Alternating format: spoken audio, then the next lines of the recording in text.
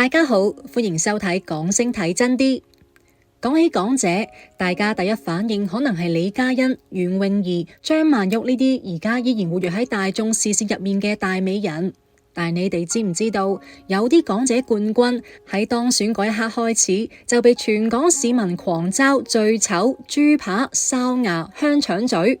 更誇張嘅係，有人甚至被鬧到35年嚟最醜、史上最差冠軍。不過邊個估到，就係呢班被笑到體無完膚嘅女人，最後竟然活出咗最逆襲嘅人生。但係呢啲故事遠比我哋想象中跌宕起伏得多。等我哋逐個慢慢講。1987年港姐冠軍楊寶玲，你仲醜過港姐啊！1987年呢句說話成為香港街頭巷尾最流行嘅選人金句。點解？因為嗰年嘅港姐選美實在太戲劇性啦。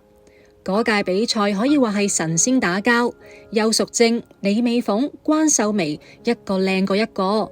結果點？20歲嘅楊寶玲奪咗冠，但係全港嘩然啊！觀眾覺得冠軍冇亞軍靚，李美鳳嗰對電眼先至係真正嘅美女。更大嘅爆點係邱淑貞，佢因為被舉報整過下巴粉而退賽。好多人覺得，如果邱淑貞冇退賽，楊寶玲根本冇機會奪冠。冠軍冇亞軍靚呢句評價伴咗楊寶玲好多年，但係楊寶玲用實力狠狠打面所有質疑者。1988年，佢代表香港出戰世界小姐同環球小姐兩個國際賽事，分別攞到亞洲皇后同全球第5名。你知唔知呢個有幾勁？佢係首位喺1年內2獲世界性選美大獎嘅港姐。呢個記錄到而家都冇人打破。講起楊寶玲嘅背景，其實好唔簡單㗎。佢阿媽李雲裳係著名粵語片明星，阿爸係成功商人，佢自己讀嘅係貴族名校拔萃女書院，後來仲去咗英國曼徹斯特大學深造。按道理嚟講，呢種背景應該好順利㗎，但係理想好豐滿，現實好骨感。簽約 TVB 之後，佢同周星馳合作過《他來自江湖》，仲做過漢城奧運會前線記者，睇落好風光。但係事實係佢始終紅唔起㗎。1992年離開 TVB 之後，更加慘啊！靠出席活動剪彩為生，從亞洲皇后跌到咗剪彩皇后。係啊，就係咁現實㗎。但你以為呢個就係結局？大錯特錯。1991年，楊寶玲做咗一個改變佢一生嘅決定。佢投入大部分積蓄，成為6福珠寶嘅聯合創辦人同品牌代言人。嗰陣呢一間鋪只係香港北角嘅一間細鋪頭，邊個估到幾十年後會發展成全球擁有超過3470個零售點嘅珠寶帝國？1997年，6福珠寶成功喺香港聯交所上市，同周大福、周生生、謝瑞麟並稱香港4大珠寶品牌。楊寶玲作為創始人之一，身價保守估計過億港元。你睇下，邊個話佢係剪彩皇后？人哋依家係珠寶皇后啊！但係講到感情生活，楊寶玲嘅故事就真係一部狗血劇啊！第一段婚姻，1994年，佢同新加坡音樂人陳容森喺澳洲秘密結婚，3年後離婚。估唔到陳容森竟然向媒體爆料，講到楊寶玲慾望太強，一個星期要10次之類嘅私密嘢，搞到佢女神形象崩塌，俾人冠上玉女惡名。其實離婚真正原因係陳容森另結新歡，但佢為咗甩身就抹黑前妻。呢種男人真係渣到冇朋友啊！第二段婚姻，2002年，佢同美籍華人黃妍妍結婚。呢位老公係拉斯維加斯美高梅及凱撒皇宮賭場亞洲區副總裁，聽落好威水㗎。兩人喺拉斯維加斯舉行婚禮。2007年生咗個仔 Nathan， 但係長期聚少離多，呢段婚姻喺2014年都係畫上句號。你以為故事就係咁？冇，最精彩嘅喺後面。2015年，49歲嘅楊寶玲通過 Facebook 喺舊同學聚會上重遇大學初戀 Gav， 一位英籍人士。兩人17歲拍拖，後來因為各種原因分手，一分手就係32年。重遇之後，兩人交往僅僅3個月就閃婚。楊寶玲帶住個仔 Nathan，Gav 帶住2個女，組成咗溫馨5口之家。你可以想象嗎？兩個人由17歲嘅初戀分手之後各自結婚生仔，經歷過咁多風雨，去到49歲竟然重逢，而且真係結婚。呢種劇情連電視劇都唔夠膽咁樣拍啊！而家58歲嘅楊寶玲定居美國拉斯維加斯，過住半退休生活。2025年初，佢同同屆港姐季軍林永嫻喺美國相聚，38年友情依舊深厚。網友上傳佢同個仔 Nathan 嘅合照，驚嘆似姐弟，35年嚟都冇變過。佢公開分享嘅凍齡秘訣係3少1多：少油、少糖、少澱粉，多飲水。佢每日飲10杯水、1支牛奶、1碗芝麻糊，體重嚴格控制喺110磅，一旦超過3磅即刻調整。呢一種極度自律，正係佢從亞洲皇后到珠寶皇后一路逆襲嘅人生密碼。1993年港姐冠軍莫可欣。如果要評選港姐歷史上最具爭議嘅一屆冠軍，1993年嘅莫可欣必定榜上有名。當年佢爆冷擊敗民選大熱郭可盈奪冠，全港譁然，連 TVB 大老闆邵逸夫都公開表達不滿。喺一次大型活動中，邵逸夫打破由應屆港姐冠軍陪同出場嘅慣例，改由女藝人曹仲陪同，擺明係俾面色莫可欣睇㗎。然而，就係呢個被全港嘲笑最醜嘅女人，最終收穫咗令無數女性羨慕嘅愛情同婚姻。莫可欣嘅奪冠同成龍密切相關。當年成龍係港姐評委之一，據報道，佢對莫可欣嘅高學歷十分欣賞。呢位港姐畢業於瑞士大學，擁有免疫與分子生物學學士同工商管理碩士學位，精通粵語、國語、英語、法語、德語5種語言。成龍據理力爭力推佢獲得冠軍，被認為係促成佢當選嘅最關鍵因素。諷刺嘅係，莫可欣參選港姐純屬意外，係佢阿媽瞞住佢偷偷報名海選㗎，屬於鬼使神差。而呢個意外嘅決定，徹底改變咗佢嘅一生。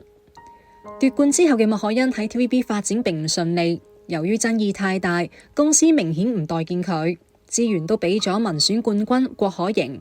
5年間，佢只能演配角，冇一部真正嘅代表作。約滿之後，自動淡出熒幕。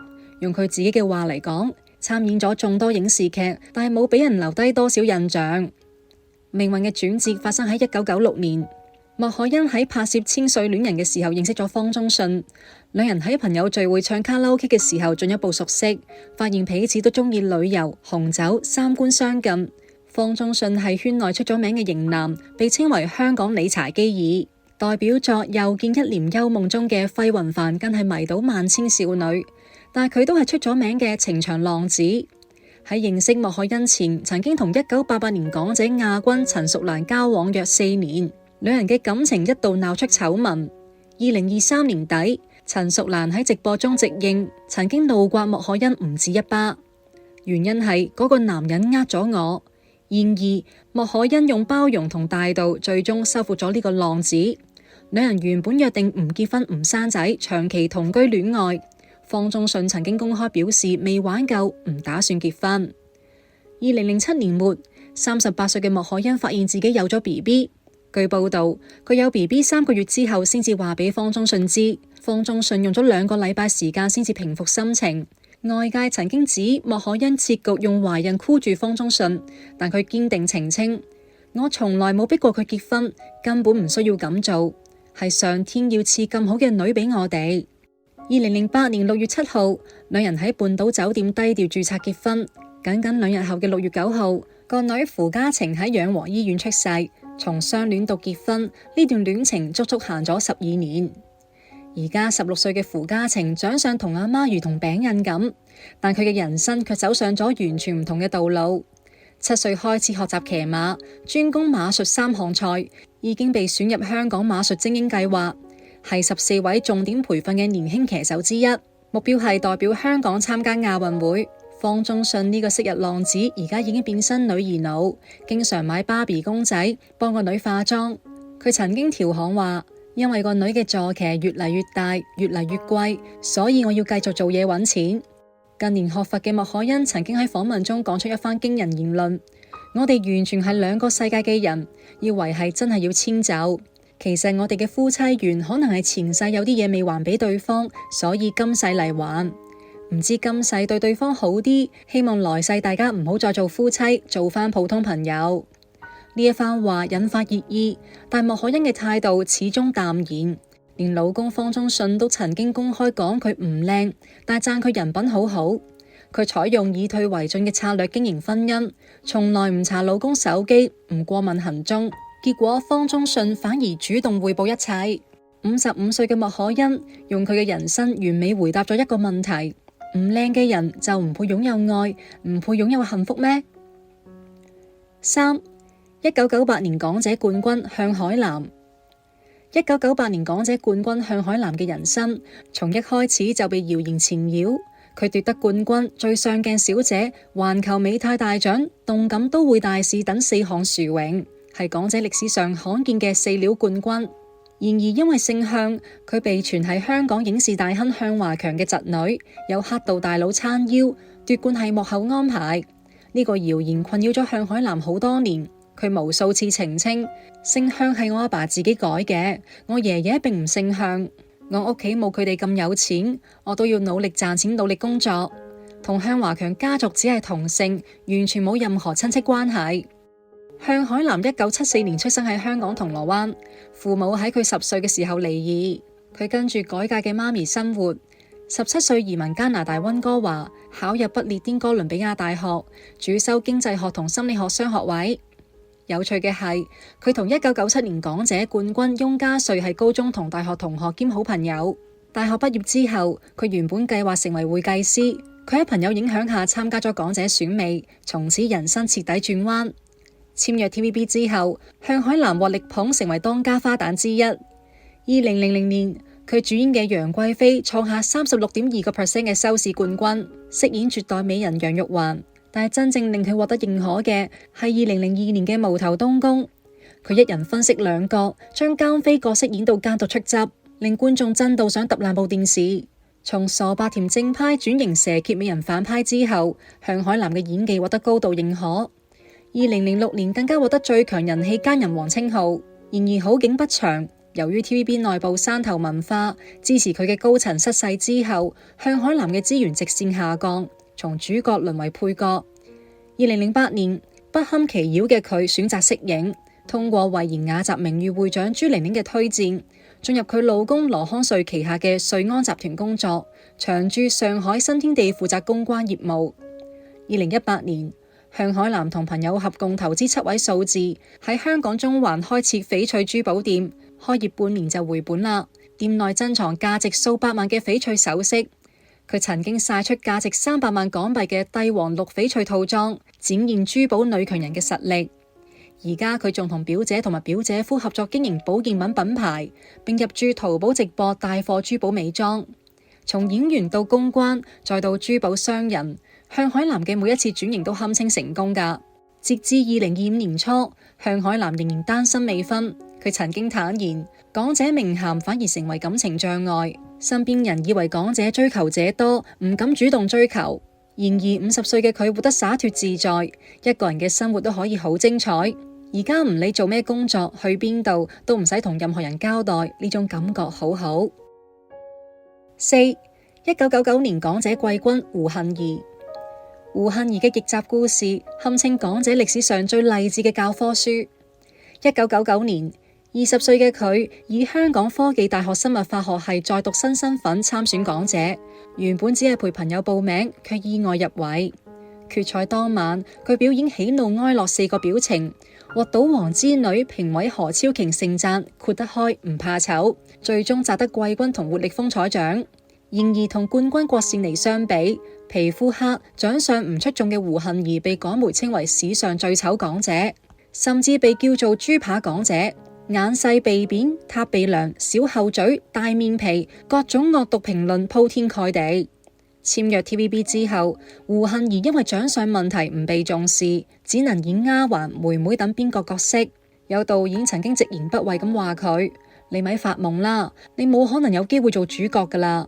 嗰段日子裏面，佢冇背景，俾啲工作人員蝦，係前輩秦沛嘅一番話點醒咗佢。你唔好理人哋講咩啦，你要相信自己一定得。如果你自己冇信心，咁先至真係唔得啊。2002年，胡杏兒喺《流金歲月》中飾演智力障礙女孩丁善恩，唔顧形象扮醜，角色深入人心，獲得 TVB 飛躍進步女藝人獎，事業迎嚟第一個轉折點。但係真正令佢封神嘅係2006年嘅《肥田喜事》，為咗飾演肥胖千金何美田，佢喺2個月內從96斤增肥至132斤，增重整整40磅。增肥方法係一日食6餐，飲全脂牛奶。到130磅遇到平台期之後，仲飲厭食症病人先至飲嘅營養奶。當時好多花旦，包括孫軒，都因為唔願犧牲健康而拒演呢個角色，只有胡杏兒二話不說接咗落嚟。殺青之後，佢又用咗3個月時間迅速瘦翻去90斤。呢一種對角色嘅瘋狂付出，為佢贏得咗亞洲電視大獎最佳喜劇女演員獎。2011年係胡杏兒嘅人生巔峰，憑借《怒火街頭》中嘅黃師傅同《萬王之王》中嘅皇后同階圓圓，佢喺 TVB 萬千星輝頒獎典禮上一舉攞到最佳女主角，我最喜愛電視女角色，非凡風采女藝員，成為 TVB 史上首位同時獲得3項獎項嘅女演員，即係3料視后。從最醜港姐到視后，佢奮鬥咗足足12年。但係講到感情生活，胡杏兒嘅經歷同樣跌宕起伏噶。2005年，佢因為拍攝《我的野蠻奶奶》同黃宗澤相識，黃宗澤連發600條短信狂追，化身專屬司機接送，兩人低調地下戀愛7年。胡杏兒甚至使咗3000萬港幣買咗黃宗澤樓上嘅房產，打通2層裝私人電梯。2011年12月，佢喺領取視后獎盃嘅時候深情告白。我知我自己有好多缺點，我知好難接受，但你都有好多缺點，都好難接受。不過我希望我哋可以一直俾大家接受。全場感動落淚。然而僅僅8個月之後嘅2012年7月，胡杏兒喺宣傳活動上承認分手，當場3度落淚。佢承認自己冇第三者，但未代表黃宗澤回答，疑似默認黃宗澤出軌。據傳黃宗澤有慣性出軌問題，用3部手機，一部聯繫胡杏兒，一部工作，一部撩女。閨蜜透露，同居8年，佢若求婚1次，佢都會嫁。但黃宗澤始終冇。分手之後嘅胡杏兒冇沉淪到。2015年初，佢認識咗香港商人李承德，沙頭角禾坑村圍村人，曾經喺倫敦從事金融業。返港之後開辦獵頭公司，兩人交往僅約3個月就訂婚。12月喺香港 Ritz-Carlton 酒店舉行婚禮，胡杏兒帶咗3000萬港幣房產作為嫁妝。婚後胡杏兒化身生育機器，5年抱3。2017年大仔李奕廷，2019年2仔李奕林，2021年3仔李奕雲。最勵志嘅係，佢係陀住3胎嘅時候參加《演員請就位》第2季，並獲得年度最佳演員，成為首位獲此榮譽嘅香港演員。胡杏兒嘅經典語錄：我嘅前任都好掂，佢哋一個教識我溫柔內斂，一個教識我成熟懂事，但我都仲係最鍾意現任，佢教識我做返細路。5. 2004年港姐冠軍徐子珊。徐子珊嘅人生軌跡係8位最醜港姐中最為特立獨行㗎。2004年，25歲嘅佢壓住港姐參選最高年齡限制報名，一舉奪得冠軍、最上鏡小姐、修身美太獎、國際親善小姐4項殊榮，總獎金同獎品價值超過500萬港元。然而，佢卻被港媒封為豬扒港姐、香腸嘴、無線女屠夫。眼睛唔夠大，鼻頭唔夠精緻，嘴唇太厚，各種嘲諷鋪天蓋地。初期拍劇嗰陣，佢因為發肥加短髮造型俾人鬧似個黑肥妹，仲醜過男演員。TVB 甚至續節目俾佢當眾讀觀眾投訴信。然而徐子珊用實力狠狠反擊。2007年，佢獲得 TVB 飛躍進步女藝人獎。2008年，憑借電影《跟蹤》奪得第27屆香港電影金像獎最佳新演員獎，係 TVB 簽約藝人中少有獲此殊榮嘅。上一位係袁詠儀。2009年，佢嘅首張 EP 橫掃4大音樂頒獎禮新人獎，成為香港首位喺歌、影、視3棲均奪新人獎嘅藝人。《溏心風暴之家好月圓》中嘅反派陸嘉美，《潛行追擊》中嘅野心律師姚可可。每一個角色都令人印象深刻，佢被 TVB 列為5大當家花旦之一，多次入圍最佳女主角最後5強。然而就喺事業巔峰期，徐子珊做出咗驚人決定，徹底退出娛樂圈。2019年12月24號平安夜，佢正式宣布息影。唔止咁啊，佢仲出售咗貝沙灣豪宅同名車，便現約$200000，註銷 Facebook、Instagram 等所有社交媒體賬號，移居英國，入讀曼徹斯特大學臨床心理學博士課程，目標成為臨床心理學家。佢嘅退圈聲明令人動容。我掙扎過，但我好鍾意讀書。過去10幾年，翻轉頭睇，覺得自己似戴咗一個面具，冇辦法做自己，覺得好攰。每日要用2個鐘梳妝打扮，生咗粒暗瘡去開工，都覺得自己有錯。呢份勇氣係送俾自己40歲嘅禮物。佢徹底同娛樂圈割席，連好朋友林峰、吳卓羲都聯繫唔到佢。林峰無奈話：佢已經退出娛樂圈，唔好騷擾佢，各自有自己生活。2024年，有網友喺法國巴黎骨源美術館偶遇徐子珊，一頭長捲髮，身着米白色休閒連衣裙，打扮樸素低調，表情專注平和，狀態鬆弛自在。網友感慨佢身上嘅星味消失咗，但呢個先至係真正嘅生活。結婚又唔係一定要做嘅嘢，呢個係徐子珊講過嘅說話。46歲嘅佢至今未婚單身，但係活得比任何人都自由。佢用行動證明人生唔止一條路，真正嘅成功係按自己嘅意願活着。6. 2007年港姐冠軍張嘉怡。2007年港姐選美結果揭曉之後，張嘉怡嘅奪冠引發軒然大波。佢被媒體稱為豬扒港姐、闊面港姐、35年嚟史上最醜港姐。新浪娛樂更加直接評價佢係香港小姐20年嚟最差嘅一個冠軍。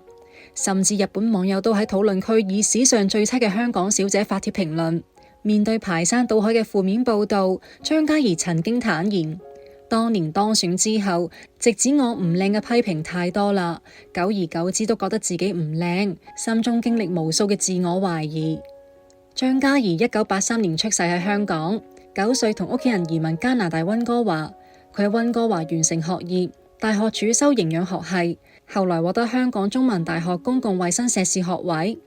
2007年參加港姐之前，佢曾經參加2005年溫哥華華裔小姐競選大落選，奪得港姐冠軍之後，佢代表香港參加第57屆世界小姐大賽，獲得完美愛心小姐榮譽，並晉身16強，成為香港代表近20年嚟世界小姐競選中最好成績。簽約 TVB 之後，張嘉怡嘅發展並唔順利，多年嚟佢只能擔任配角，冇真正主演過嘅代表作。直到《陀槍師姐2021》先至俾觀眾眼前一亮，被讚變靚咗，演技自然。但對佢嚟講，演藝事業從來都唔係人生嘅重點。張嘉怡嘅人生最大逆襲係佢嘅婚姻。2015年9月，佢喺溫哥華最豪華酒店舉行婚禮，禮金據傳超過8萬港元。老公 Nathan 係一名會計師，金融才俊，但佢嘅家世先至係真正嘅王炸。孫中山啟蒙老師何啟爵士嘅第4代後人。何啟爵士係香港歷史上舉足輕重嘅人物，畢業於香港中央書院，1871年赴英國留學，成為香港第一位華人執業西醫，捐地興建啟德機場。啟德機場嘅啟正係取自佢嘅名，興建香港首間為基層提供西醫治療嘅雅麗氏利濟醫院。換言之，張嘉怡介入嘅係真正嘅香港歷史名門望族。婚後張嘉怡育有2個女。2016年出世嘅大女同2019年出世嘅細女。2022年，佢舉家移民返加拿大溫哥華，而家擁有多重身份：營養學家、育兒 KOL、地產經紀。2025年初，佢喺社交媒體分享一家4口滑雪度假相片，感慨話：有陣時感覺就似生活喺夢境之中，發生咗所有美好嘅嘢。從35年最醜港姐到豪門闊太，張嘉怡用親身經歷證明，世上冇完美，事業冇得到大眾認同，但卻幸運擁有錫自己嘅老公，以及一個好好嘅家庭。7. 2017年港姐冠軍雷莊儀。2017年港姐選美嘅總決賽夜，上演咗一出戲劇性嘅逆轉。本來亞軍何依婷領先雷莊儀1票，但評判團校長鄭裕玲擁有2票特權，直接將2票都投俾雷莊儀，令佢反超奪冠。雷莊儀隨即俾網友炮轟：哨牙冠軍、厚嘴唇，似足球明星蘇亞雷斯、東南亞小姐。佢被評為史上最醜港姐冠軍，甚至內地同港台網友罕見達成一致嘅嘲諷。更加俾人質疑嘅係佢嘅老豆雷寶文係2006年香港10大傑出設計師，1997年香港回歸嘅時候擔任維多利亞港兩岸整體視覺設計總設計師，同 TVB 有密切合作，正係雷莊儀參選港姐嘅提名人。網友質疑佢靠富豪老豆買冠軍，內定冠軍。面對鋪天蓋地嘅批評，雷莊儀嘅回應堪稱霸氣側漏。邊個在乎佢哋講乜嘢？人生太短暫，唔使擔心廢話。我唔識中文，都唔會浪費時間去翻譯你哋嘅留言。香港人同外國人對美嘅定義存在好大差異。我嘅笑容喺加拿大可以帶嚟好多工作機會。呢啲言論喺當時引發更大爭議，被形容為當年有幾囂張，而家就有幾淒涼。同歷屆港姐冠軍嘅待遇唔同，雷莊儀奪冠之後冇獲得 TVB 合約，履行港姐義務嘅1年間，佢幾乎接唔到 job，被 TVB 閒置，成為最被冷落嘅冠軍。諷刺嘅係，當年輸俾佢嘅亞軍何依婷反而被 TVB 力捧，出演新聞女王等熱門劇集，成為新一代當紅小花。2018年港姐決賽頒獎嘅時候，雷莊儀已經失去之前嘅冠軍特殊待遇。TVB 綜藝回憶港姐篇，佢幾乎冇鏡頭。然而，雷莊儀選擇咗一條同大家唔同嘅道路，離開香港，返加拿大發展。佢成為全職演員同模特，簽約加拿大3間經紀公司，接拍多部北美影視作品，包括 Netflix 同埋 Amazon Prime Video 嘅劇集。佢仲成為選美教練，指導選美候選人培訓，創辦 No BS Factory 平台，倡導自信同心理健康。2024年9月，雷莊儀返港參加環球小姐2024嘅香港區選美大賽，獲得季軍。呢個係佢第5次出戰選美。佢表示希望喺香港發展。30歲嘅雷莊儀目前單身，喺加拿大多倫多同香港兩地發展。從被閒置嘅最醜港姐到國際多棲藝人，佢用實際行動證明，被質疑嘅人生一樣可以活出屬於自己嘅光芒。8. 2021年港姐冠軍宋婉穎。2021年港姐冠軍宋婉穎出身於澳門第2大選美家族，佢嘅阿媽文寶雪係1990年澳門小姐亞軍，表姨媽文雪兒係1990年澳門小姐冠軍，表姨文雪婷係1994年澳門小姐亞軍，表姨菲雅倫係1995年澳門小姐季軍，亞婆更加係澳門粵曲名伶。據亞婆透露，家族仲有2位堂家姐曾經分別當選加拿大小姐同舊金山小姐。家族6位女性參與選美，堪稱選美世家。有趣嘅係，宋婉穎參選港姐，正係為咗完成阿媽未竟嘅選美夢想。佢嘅阿媽當年同袁詠儀係1991年國際華裔小姐同屆選手。宋婉穎係中葡混血兒，擁有1/4葡萄牙血統。1999年出世喺澳門。佢擁有多倫多大學理學榮譽學士學位，精通芭蕾舞、中國舞、爵士舞、hip hop、拉丁舞、宴會舞、古典舞7種舞蹈。賽前佢仍然有嬰兒肥，喺阿媽嘅幫助下成功減重7公斤。決賽中憑借出色嘅口才同埋自信嘅舞台表現，佢摘得冠軍、美麗獎門大獎、EA Beauty 完美肌膚體態小姐3項榮譽，被傳媒冠以嫩版李嘉欣、小美人等稱號。然而，部分網友對佢嘅奪冠並唔買賬。冠軍嘅顏值唔算驚艷，靚過冠軍嘅大有人在，面上比較老氣，笑起嚟有啲哨牙。有人認為亞軍梁海晴更加靚，應該攞冠軍。宋婉穎淡然回應：靚冇一個標準，靚要從內在散發出嚟。最靚嘅一面就係你一定要做到自信同有一顆善良嘅心。同其他港姐唔同，宋婉穎選擇咗繼續深造嘅道路。2023年9月，佢宣布重返校園，入讀香港大學醫學院修讀碩士課程。成功完成學業之後，仲受邀到港大演講，以一口字正腔圓嘅普通話展現知性美。佢曾經喺參選港姐嘅時候講過，除咗做香港小姐，另一個夢想就係成為一位醫生，幫助更加多有需要嘅人。依家佢正係一步步實現呢個夢想。依家26歲嘅宋婉穎正喺度平衡學業同埋演藝事業。從顏值唔驚艷嘅爭議中，佢以學霸、知性美人嘅形象重新定義自己，用實際行動詮釋港姐美貌同智慧並重嘅真諦。呢個就係今日要講嘅港姐逆襲故事，從最醜港姐到珠寶皇后、豪門闊太、三料視后、知性學霸，佢哋用親身經歷證明咗一個道理：靚從來唔係人生唯一嘅通行證。被嘲諷唔可怕，可怕嘅係你自己先認輸。今日嘅影片就到呢度，歡迎訂閱、讚好、轉發，我哋下期見啦！